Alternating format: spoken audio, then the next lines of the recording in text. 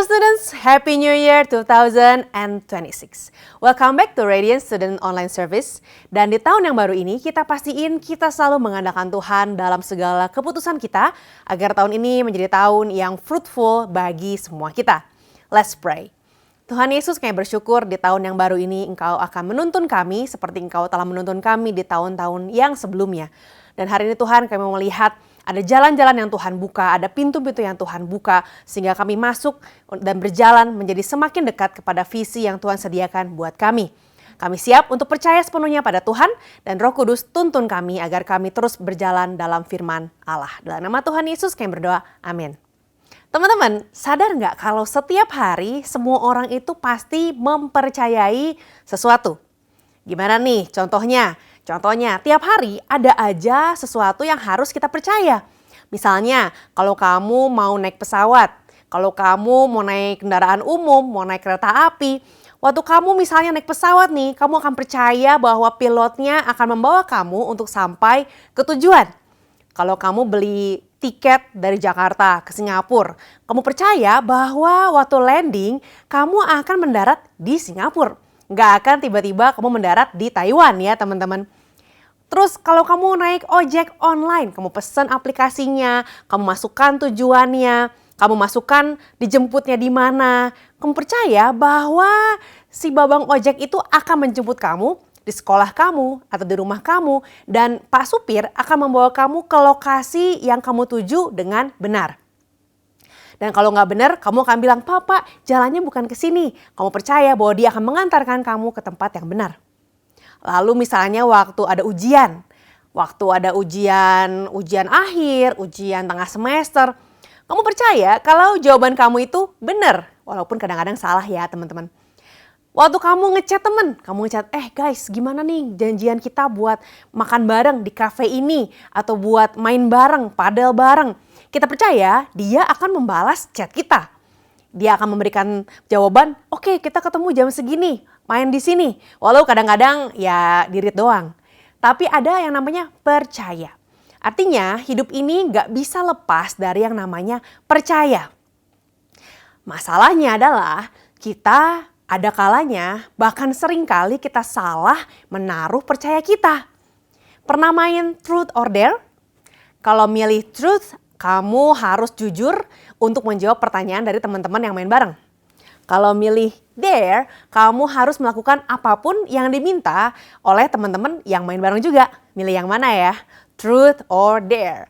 Kalau kamu milih truth or dare, kalau misalnya kamu pilih truth atau kamu pilih dare, kamu nggak akan dapat kesempatan untuk menolak kalau ternyata permintaan pemain nggak kamu sukai. Misalnya kamu disuruh ceritain rahasia terdalam kamu. Atau kamu disuruh melakukan dare sesuatu yang benar-benar memalukan. Kamu gak boleh nolak. Kalau nolak nanti kamu dibilang, kamu mainnya gak fair. Dan terpaksalah walaupun kamu gak suka. Dan kadang-kadang melawan hati sendiri. Mau gak mau kamu lakukan. Nah, kalau ngomongin truth or dare, kita bersyukur Tuhan kita itu gak main truth or dare sama kita. Tuhan kita gak akan membuat kita melakukan hal yang kita gak mampu lakukan. Instead, dia akan selalu menyertai setiap langkah hidup kita. So, truth, pilih berjalan dalam kebenaran Tuhan, or dare, jalan sesuai pemikiran kita yang ujungnya gak tahu kemana. Kalau games namanya truth or dare, dalam hidup kita hanya bisa memilih trust to God or dare doing what I want to do. Kadang-kadang kita percaya pada hal yang salah. Trust-nya bukan sama Tuhan. Trust-nya sama kata TikTok. Trust-nya sama kata Reels, kata Instagram, kata konten. Kita malah percaya hal-hal yang gak layak dipercaya. Contoh, ada hoax. Hoax-nya begini, hoax-nya begitu. Ada gosip. Katanya begini, katanya begitu. Ada rumor yang artinya gak jelas juga. Ada scam, akhirnya kita ketipu. Sedangkan hal-hal yang seharusnya kita percaya, justru malah kita raguin. Kita ragu nasihat orang tua, emang bener gitu? Kalau pacaran pas SMP, pasti nanti ujung-ujungnya gak akan bagus karena kita masih labil. Aku merasa baik-baik aja. Atau nasihat mentor, atau nasihat dari firman Tuhan yang kita baca setiap hari. Kalau firman Tuhan mengatakan agar kita mengandalkan Tuhan tiap hari. Dan kita pikir, bisalah sendiri. Teman-teman, trust or dare. Mau nggak kita belajar trust to God or dare to live according to our own belief? Hari ini kita mau belajar dari satu orang bapak, seorang tokoh di Alkitab yang hanya sekali aja diceritain dalam kisah ini. Dalam satu Alkitab ini, namanya Bapak Yairus. Dia adalah seorang ayah yang anaknya sakit parah. Yairus ini dicatat dalam Alkitab karena imannya. Iman waktu anak dia sakit. Wah, maksudnya gimana ya? Kok bisa ya anaknya sakit terus dia malah dicatat di Alkitab gara-gara dia beriman? Di Markus 5 ayat 21 sampai 23 ditulis begini. Sesudah Yesus menyeberang lagi dengan perahu, orang banyak berbondong-bondong datang lalu mengurumuni dia. Sedang ia berada di tepi danau. Ayat yang ke-22, datanglah seorang kepala rumah ibadat yang bernama Yairus. Muncullah tokoh yang bernama Yairus ini. Ketika ia melihat Yesus, tersungkurlah ia di depan kakinya dan memohon dengan sangat kepadanya. Anakku perempuan sedang sakit, hampir mati. Datanglah kiranya dan letakkanlah tanganmu atasnya supaya ia selamat dan tetap hidup. Yairus, dia muncul di Markus 5 ini ayat ke-22. Dia datang ujuk-ujuk atau tiba-tiba kepada Yesus. Langsung tersungkur. Teman-teman tahu tersungkur? Dia langsung bersujud, dia langsung mencium tanah. Dia langsung benar-benar bilang bahwa tolong saya, please help. Dia bilang, anakku hampir mati, datanglah dan sembuhkan dia. Bagi Yairus, sang ayah ini, semua cara dia udah coba. Pengobatan, kata orang begini, kata orang begitu, dia udah coba. Dia sudah melakukan dare, semua dia sudah coba dan gagal. Dia merasa kalau nggak ada lagi harapan buat anaknya kecuali lewat Yesus. Lewat trust to God. Saat hidup berada di titik genting. Di titik akhir, udah gak mungkin lagi ngapa-ngapain. Yairus memilih untuk trust to Jesus. Karena Yairus tahu, Yesus bukan cuma sekedar guru. Pada zaman itu ada banyak guru teman-teman. Banyak orang yang otaknya pinter. Orang-orang yang jago banget dan bahkan hafal seluruh firman Tuhan. Jago banget, pinter banget. Tapi Yairus tahu, firman saja, perkataan aja, pengetahuan aja gak ada artinya. Tapi Yesus bukan sekedar guru, Yesus berkuasa. He has power. Kita lihat di Markus 5 ayat yang ke-35. Ketika Yesus masih berbicara, datanglah orang dari keluarga kepala rumah ibadat itu. Jadi keluarganya Yairus datang nih nyamperin si Yairus nih. Dan berkata, anakmu sudah mati. Apa perlunya lagi engkau menyusah-nyusahkan guru? Saat Yesus sedang berjalan ke rumah Yairus, datang orang dan berkata, anakmu sudah mati, sudah terlambat. Orang-orang bilang ini seluruh keluarga dari Yairus, seluruh keluarga berarti banyak ya. Mereka banyak orang ini bilang, gak mungkin berhenti deh, kamu jangan nyusahin Tuhan Yesus deh. Percuma, udah terlambat, it's too late, too late. Dan mereka nyalahin Yairus, kamu sih terlambat, kamu sih baru ngomong ke Yesus sekarang. Nyalahin Yairus mungkin. Bayangkan perasaan Om Yairus ini. Om Yairus sedih, hancur, kecewa. Dan mungkin dia kecewa sama dirinya sendiri. Aduh, seandainya saya lebih cepat. Seandainya begini, seandainya begitu. Dia sudah hilang harapan, hopeless. Dia udah pikir harapan satu-satunya pun gak kekejar nih. Mati sudah anak saya. Tapi tepat di momen itu, Yesus berkata begini di ayat 36. Tetapi Yesus tidak menghiraukan perkataan mereka. Kebayang? Segitu banyak orang bilang percuma, udah mati, percuma, jangan ganggu Yesus. Yesus bilang begini, dia berkata kepada kepala rumah ibadat, kepada Yairus, jangan takut, percaya saja. Don't be afraid, just believe, trust me. Yesus berkata, trust me. Yairus, dia berada di sebuah persimpangan. Mendingan mana nih? Apakah dia sebaiknya percaya berita manusia yang bilang anak kamu udah mati? Atau percaya kepada perkataan Yesus? Satu orang Yesus yang berkata masih ada harapan. Just believe, percaya pada saya. Pilih yang mana? Orang banyak yang bilang gak mungkin, gak mungkin, gak mungkin. Atau satu orang, Yesus Kristus yang mengatakan, tenang aja, percaya saya. Trust or dare. Percaya pada Tuhan atau ya udah ikutin apa yang kata orang benar. Teman-teman, mungkin kalian juga pernah kan ya ada di persimpangan ini antara percaya janji Tuhan atau melihat keadaan di depan mata.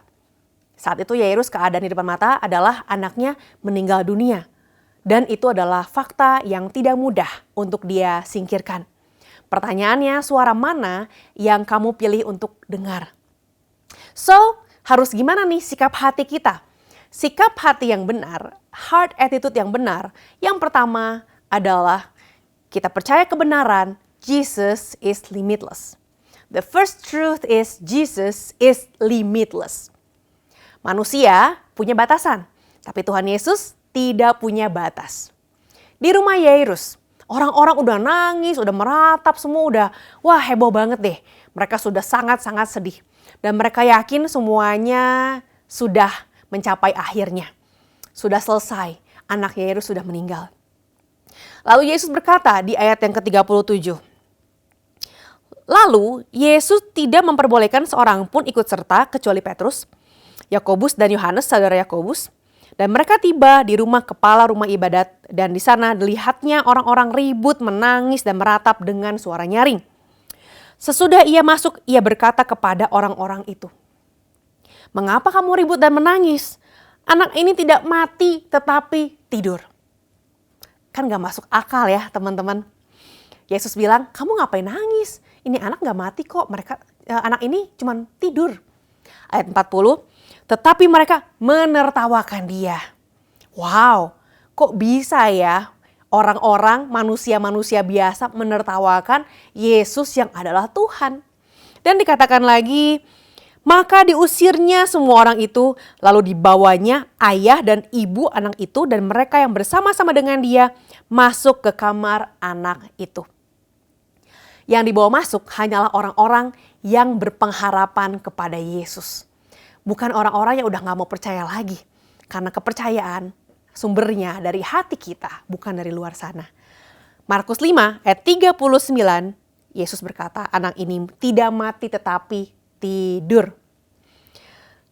Dan apa yang jadi respon dari orang-orang tersebut? Mereka menertawakan Yesus. Mereka bilang bahwa aduh ini orang ngaco deh, masa mati dibilang tidur, salah lihat kali ya. Kadang waktu kita memilih trust to God, kita memilih the truth. The truth is in Jesus. Orang-orang bisa jadi menertawakan kamu. Orang-orang bisa jadi menertawakan iman kamu. Masa kamu percaya sih kalau Tuhan bakal nolongin kamu? Udah nyontek aja. Masa kamu percaya sih Tuhan bakal nolongin kamu dengan kamu tetap pelayanan? Udah berhenti aja pelayanan, kamu kan sibuk di sekolah. Teman-teman, orang-orang menertawakan kita waktu kita beriman pada Tuhan bukan karena kamu salah. Tapi karena mereka belum mengenal siapa Tuhan Yesus. Lalu setelah Yesus bilang anak ini tidur. Apa yang Yesus katakan? Dari ayat 41. Lalu dipegangnya tangan anak itu. Katanya Talita kum. Yang berarti hai anak aku berkata kepadamu bangunlah. Seketika itu juga anak itu bangkit berdiri dan berjalan. Sebab umurnya sudah 12 tahun. Semua orang yang hadir sangat takjub. Dengan sangat ia berpesan kepada mereka supaya jangan seorang pun mengetahui hal itu. Lalu ia menyuruh mereka memberi anak itu makan. Talita kum. Hai anak, bangun. Dan waktu Tuhan bilang begitu, anak itu hidup kembali. Dia bangun, umurnya 12 tahun. Sudah remaja. Tuhan Yesus mau mengatakan pada keluarga Yairus dan pada keluarga besarnya bahwa tidak ada yang terlalu terlambat. Bahkan Yesus mengatakan bahwa kalau kamu gak percaya, it's okay.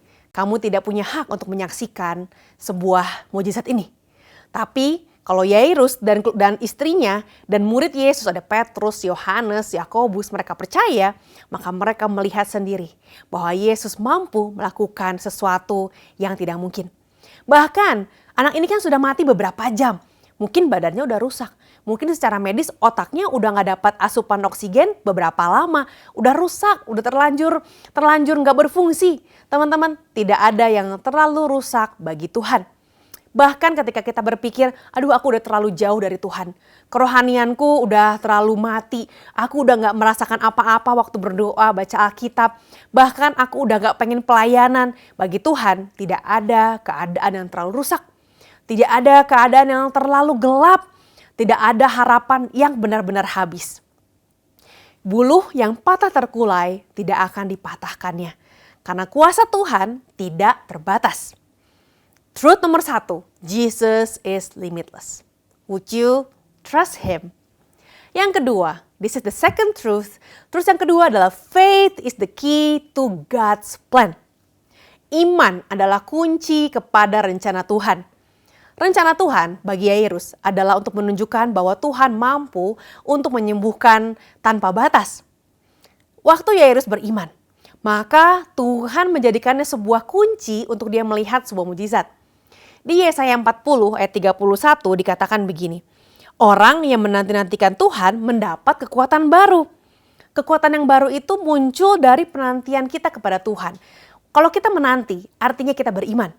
Kalau kita menunggu, artinya kita tahu bahwa ada sesuatu yang akan datang dan pasti datang. Kita tungguin. Your faith is the key to God's plan.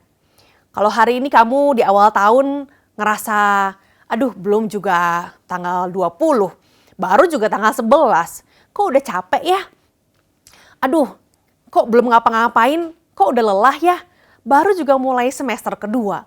Kok udah bingung nanti kuliah kemana? Nanti masuk ke kelas 11 takut nggak bisa. Nanti masuk kelas 9 ujian gimana? Mulai putus asa. Mungkin keadaan ekonomi di rumah kamu nggak bagus. Mungkin orang tuamu berantem terus dan kamu ngerasa udah gak kuat lagi. Teman-teman, justru di situ Tuhan berkata, tetap percaya. Faith is the key to God's plan. Tetap percaya, aku sedang bekerja. Trust the truth, walk by faith. Trust the truth, walk by faith. Kita sudah belajar bahwa semua orang percaya sesuatu, tapi jangan asal percaya. Percaya kepada Yesus berarti berharap pada pribadi yang berkuasa dan setia. Pribadi yang limitless. Bahkan saat situasi terlihat gak ada harapan lagi. Kayak Yairus tadi ngelihat udah mati, udah gak ada harapan. Yesus berkata, jangan takut, percaya aja. Waktu kamu melihat kayaknya keluargaku udah begini, udah gak ada harapan. Jangan takut, percaya saja. Waktu kamu melihat kayaknya gak mungkin deh gue bisa masuk ke SMA yang bagus. Atau ke kampus yang diidam-idamkan. Ke kampus yang menjadi janji Tuhan. Jangan takut, percaya saja. Faith is the key to God's plan. Young people, maukah kamu saat ini mulai melangkah dengan iman? Mulailah untuk start your faith walk. Mulai jalan selangkah demi selangkah. Di tahun yang baru ini, di minggu kedua ini, mau gak kamu memulai minggu ini kasih waktu buat Tuhan? Tiap pagi sebelum sekolah, berdoa singkat. Jangan tunggu nanti malam keburu ketiduran. Setiap pagi sebelum sekolah, waktu baru bangun. The moment you open your eyes, remember, pray. Dan katakan, Tuhan, aku pilih percaya pada Tuhan hari ini. Mau ada ulangan hari itu, mau ada sesuatu apapun yang kamu takutin banget hari itu, bilang Tuhan aku percaya, Tuhan menolong. Dan kalau ada berita yang buruk atau ada pikiran-pikiran netting, pernah gak sih teman-teman ngerasa overthinking, negative thinking? Remind yourself, jangan takut, percaya aja. Jangan takut, just believe, trust God. Walaupun cuma 30 detik aja, tetap itu adalah sebuah langkah iman. Exchange your fear with trust.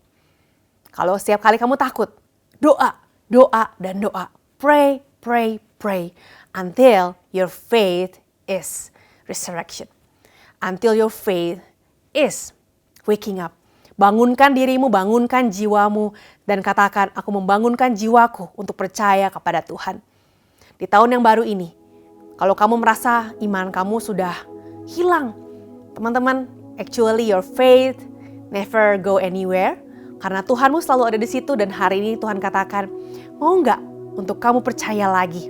Seperti Yairus yang mempercayai Tuhan bahwa Tuhan pasti mampu melakukan apa yang ia katakan, mari kita memutuskan untuk percaya. Dan kalau kamu belum pernah menerima Tuhan Yesus sebagai Tuhanmu, hari ini juga maukah kamu seperti Yairus, tersungkur di hadapan Tuhan dan katakan, Tuhan, aku mau percaya kepadamu. Mari kita berdoa. Tuhan Yesus, saat ini Tuhan, Kau melihat anak-anak-Mu yang ada di seluruh Indonesia yang mendengar firman Tuhan. Biar hari ini Tuhan, kalau mereka mengatakan bahwa mereka sedang ketakutan akan masa depan mereka, akan seperti apa tahun 2026 ini. Hari ini Tuhan, biar mereka mengakui bahwa Yesus Kristus adalah Tuhan. Dan apapun ketakutan mereka, mereka serahkan ke dalam tangan Tuhan. Jadilah raja, jadilah penguasa atas hidup mereka. Sehingga apapun yang mereka mau jalankan dan kerjakan, Engkau yang memegang tangan mereka. Nah, kami berdoa Tuhan saat ini Tuhan, di tahun 2026 ini, walaupun kami tidak tahu apa yang ada di hadapan kami, tapi kami tahu bahwa Tuhan Allah kami akan senantiasa menuntun kami. Engkau tidak menjanjikan kemudahan, tapi Engkau menjanjikan penyertaan. Dan kami percaya bahwa penyertaan Tuhan cukup untuk kami, karena Allah kami Bapa yang baik, dan Bapa yang baik akan selalu memberikan jalan keluar kepada anaknya dan akan selalu menutup jalan-jalan yang salah, menjagai anak-anak Tuhan. Terima kasih Tuhan, dan saat ini jemaat Allah, anak-anak Tuhan, terimalah berkat Allah, angkatlah tanganmu, biar berkat Allah yang menyertai kamu, biar setiap langkah-langkahmu diberkati di tahun yang baru ini, biar berkat Tuhan yang menyertai ketika engkau memasuki tahun yang baru, ketika engkau memasuki setiap hal yang kamu anggap ini suatu hal yang baru, mencoba hal-hal baru, berteman dengan orang yang baru, biar sungguh Tuhan Allah yang memberkati setiap relasimu, memberkati keuanganmu, memberkati keluargamu, memberkati edukasimu. Karena Tuhan Allah adalah Bapa yang baik yang akan selalu menyertai anak-anaknya. Terimalah berkat Tuhan dalam nama Bapa dan Putra dan Roh Kudus. Amin. Teman-teman, kalau teman-teman mau share sesuatu, ada harapan, ada doa, ada ucapan syukur, kamu boleh send doa-doamu, harapan-harapanmu ke QR Code di bawah ini. Ada pendoa dan counselor yang siap untuk mendoakan kalian. So, happy weekend, God bless you.